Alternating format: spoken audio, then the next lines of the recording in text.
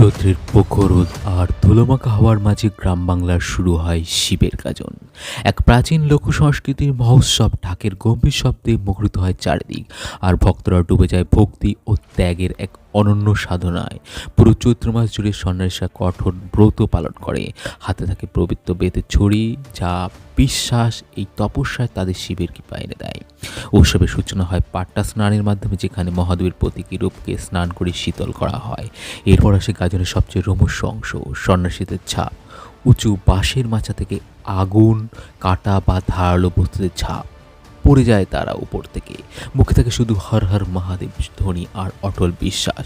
চূড়ান্ত পর্ব চড়ক পূজা, যেখানে সন্ন্যাসীরা পিঠে বড়শি গেঁথে আকাশে ঘুরতে থাকে। এই যেন ভক্তির চরম আত্মসমর্পণ। এরটি ভালো লাগলে লাইক, শেয়ার, কমেন্ট করুন। নতুন হলে অবশ্যই সাবস্ক্রাইব করুন। আপনার এই ছোট্ট সাপোর্ট আমাকে আরও ভালো ভিডিও বানাতে অনুপ্রেরণা দেবে।